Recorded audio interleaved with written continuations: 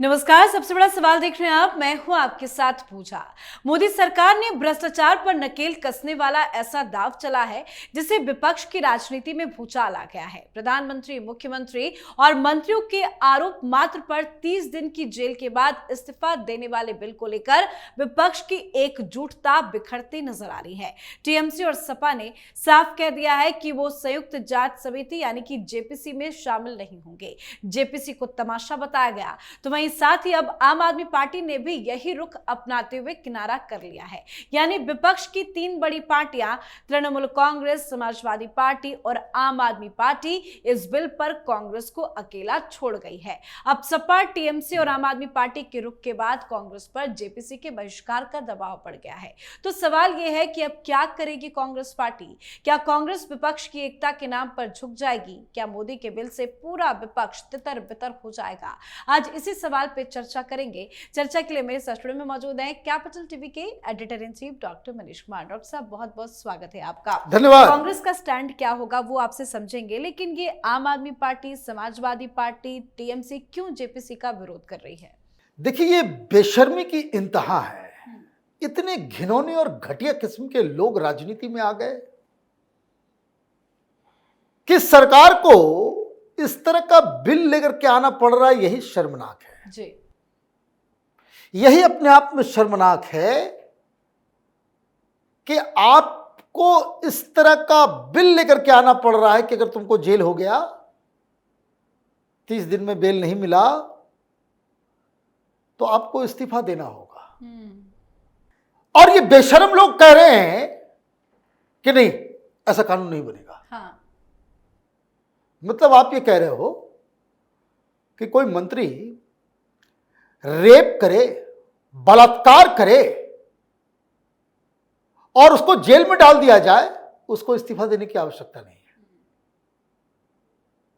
ये कैमोफ्लेज मत करो, ये ईडी वीडी ये वो सारी चीजें। अच्छा होता कि सरकार ये बिल लेकर के आती और आप लोग कहते कि नहीं भाई, ये कानून बनाना इस तरीके का, ये हमारी इज्जत के ऊपर, चेहरे के ऊपर काला धब्बा है, संसद के ऊपर काला धब्बा है, राजनेताओं के चेहरे पे काला धब्बा है।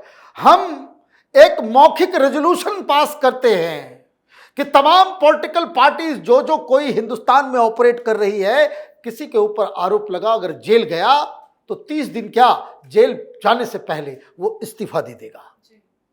और ये हम लोग एक मॉरल जिम्मेदारी के तहत करेंगे, कानून की आवश्यकता नहीं है। माता पिता की बातों को मानना है, ये कानून लिखा हुआ है क्या? ये कानून लिखा हुआ है क्या कि पिताजी की बात को मानना जरूरी है? कानून नहीं है, लेकिन लोग मानते हैं। क्यों मानते हैं?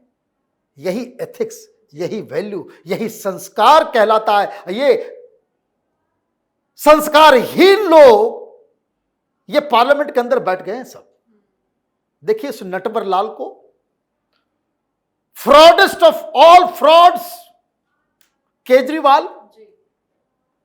मतलब घिन आती है इस तरह के लोगों को देख के। राजनीति में घुस रहा था, आरोप लगते ही इस्तीफा, आरोप लगते ही इस्तीफा, बाद में जांच, एफआईआर वगैरह सब कुछ। यही कहता था ना ये नटवर लाल। आज कह रहा नहीं, हम तो जेल से ही सरकार चलाएंगे। देखिए कितनी बेशर्मी के साथ। अब कह रहे हैं कि जेपीसी जो है वो तमाशा है। अरे भाई, तुम ही तमाशा हो, तुमसे बड़ा नौटंकी कोई है इस देश में? मतलब आप समझ रहे हैं क्या हो रहा है इस देश में? संविधान लेकर के चलते हैं ये लोग। डेमोक्रेसी खतरे में, चोरों से खतरा है, इन डकैतों से खतरा है। आप कल मर्डर कर देगा कोई, बोलेगा भाई हम इस्तीफा नहीं देंगे। ये विचित्र बेशर्मी है भाई। जी हाँ। ये तो समझ में नहीं आ रहा है। और वो तमाम लोग, ममता बनर्जी राजनीति में जब वो उफान पे थी, मां माटी मानुस ईमानदार, देखिए उसका तो घर ऐसा है, ये दिल्ली में जो उस समय तथाकथित सेकुलर ये लुटियन मीडिया कि सफेद साड़ी, हवाई चप्पल, गरीब घर, इतनी ईमानदार तो कोई है ही नहीं जी। वो कह रही कि नहीं जेपीसी में हम नहीं जाएंगे। विरोध कर रहे ये लोग, करने दीजिए। प्रधानमंत्री के साथ, इस फैसले के साथ देश की जनता है। Let them go to hell. और इसके बाद ये संविधान लेकर आप देखिए, आप बहिष्कार कर रहे हैं, इसका मतलब आप संविधान की अवहेलना तो कर ही रहे हैं। संविधान बनाने वाले ने कभी नहीं सोचा था कितने बेशरम और इस तरह के गिरे हुए लोग जो है वो आ जाएंगे राजनीति में, जो ये कहेंगे कि भाई जेल में घुस करके हम प्रधानमंत्री बने रहेंगे, मुख्यमंत्री बने रहेंगे, मंत्री बने रहेंगे। They never thought about it. कोई सोच भी नहीं सकता। मतलब चोरी और सीनाजोरी आप करना चाहते हो और उसके बाद आप ये राजनीति पे आ गए कि भाई अब जेपीसी हो गया। सरकार ने भी कहा कि भाई ठीक है हम जेपीसी, लेकिन सरकार भी लगी हुई है। इतना कागज फेंका, ये किया वो क्या। अमित शाह जो कभी किसी से नहीं डरते, वो 3 बेंच पीछे जा गए कि कोई हाथ से उनका और सारा काम किया गया। बेझिझक ये कानून बनना चाहिए। मार्शल लगा करके ये हंगामा करे, जेपीसी में नहीं आ रहे, अच्छी बात नहीं है। लेकिन सर अब क्या लगता है कि कांग्रेस पार्टी का क्या स्टैंड होगा? एक एक कर पार्टियां कह रही है कि नहीं हम नहीं शामिल होंगे जेपीसी में। कांग्रेस क्या अब मजबूर हो गई है? वो देखना चाहिए ना, यही तो टेस्ट है। ये संविधान लेकर के जो घूम रहा है राहुल गांधी, वो क्या कहता है, क्योंकि यही एक काम है। ऐसा ही इस तरह के चोर उचक्कों को बचाने वाला कानून लेकर के मनमोहन सिंह की सरकार लेकर के आई थी, जिसको फाड़ के फेंका था, याद है? कैबिनेट डिसीजन को फाड़ के फेंका था। यही नेताओं के इस्तीफा, जेल जाने के बाद 2 साल में जो होगा, यही तो कानून था। अब देखना यह है कि उस जगह से यहां जेपीसी, देखिए कांग्रेस पार्टी राहुल गांधी के नेतृत्व में यही पीछे पीछे चलेगी। ये 4 लोग, अभी 3 तो पार्टियां हो गई जी। अब कांग्रेस पार्टी भी ये 1-2 दिन के अंदर घोषणा करेगी कि भाई हम भी जेपीसी में नहीं जाएंगे। मत जाओ, सरकार से गुजारिश है, कोई नहीं आता है बहुत अच्छा, जेपीसी में और भी कड़े प्रावधान इसमें लगाइए।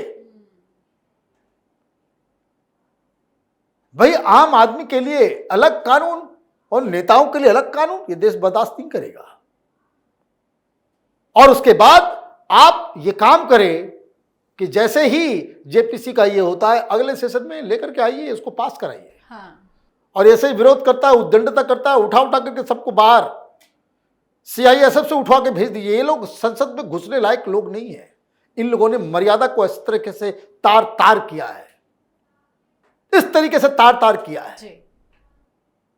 आपने देश की जनता को मूर्ख समझ रखा है। कोई चपरासी, कोई गरीब, कोई सरकारी मुलाजिम, एक दिन के लिए वो जेल जाता है, वो सस्पेंड हो जाता है। और आप लोग की हनक कि नहीं हम नहीं होने देंगे। मिसयूज होगा होगा, देखा जाएगा। कोर्ट नहीं है क्या? भाई ये कह रहे भाई सरकार मिसयूज करेगी। भाई सरकार थोड़ी जेल भेजती है। या तो तुम्हारे पास ऐसे ऐसे वकील हैं जो सुप्रीम कोर्ट को रात में खुलवा देते हैं टेररिस्टों के लिए। जेल तो कोर्ट भेजती है ना, बेल कोर्ट देता है, जेल भी जो है वो कोर्ट ही के जरिए दिया जाता है। तो आप जो है कोर्ट के ऊपर भी भरोसा नहीं, पार्लियामेंट्री प्रोसीजर के ऊपर भी भरोसा नहीं, संविधान के ऊपर भरोसा नहीं, और ये फ्रॉडगिरी जो है लेकर के घूम रही है कि भाई संविधान को ये करना है, संविधान को करना है।